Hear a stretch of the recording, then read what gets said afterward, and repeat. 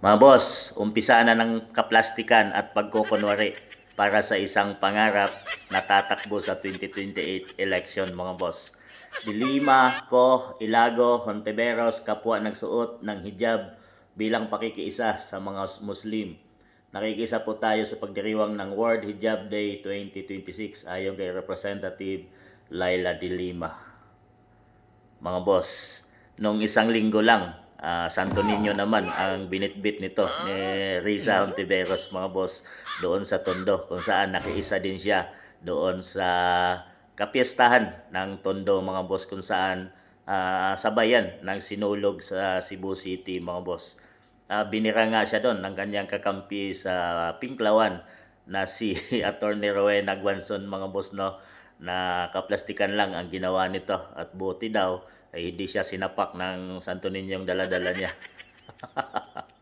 Binanatan pa siya ng kanyang kakampi.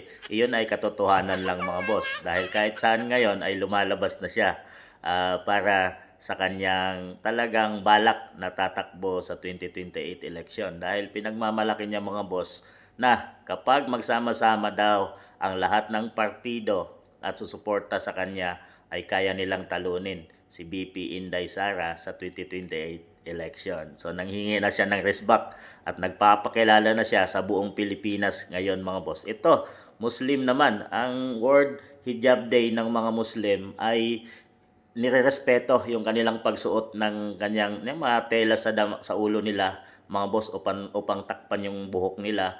Yan ay pagrespeto at paggalang sa sinasamba o pinaniwalaan nilang si Allah mga boss. So ito hindi naman to mga Muslim. Ito nga ay mga mga mga salot to na mga representatives at mga supportive ng NPS mga boss. At mayroon din to. Ito si Riza Hontiveros. Mas lalo ito mga boss. Matagal na nating kilala to. Talagang naka-align din niya siya dyan sa mga kapartido niya. Talagang respeto, paggalang ba ang ginawa nila or kabastusan or pakikiisa or kabastusan ito para sa mga Muslim.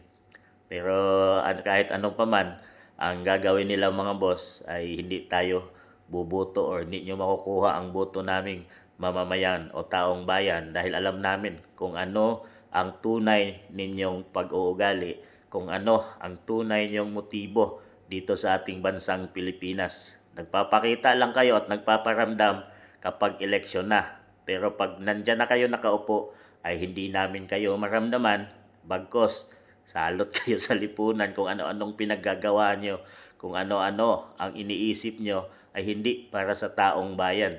So mga boss, ito ating abangan to sa 2028 dahil nagpapabango na to at nagpaparamdam na.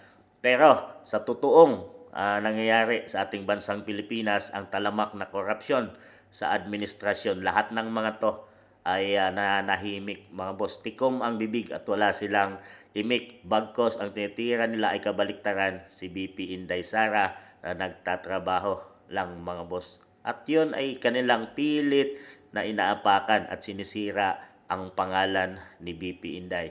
So ating abangan mga boss kung talagang kaya niya bang talunin si BP Inday dahil nagpapabango na siya ngayon mga boss at kahit saan na lang ay ginagawa niya na para mapansin ng taong bayan.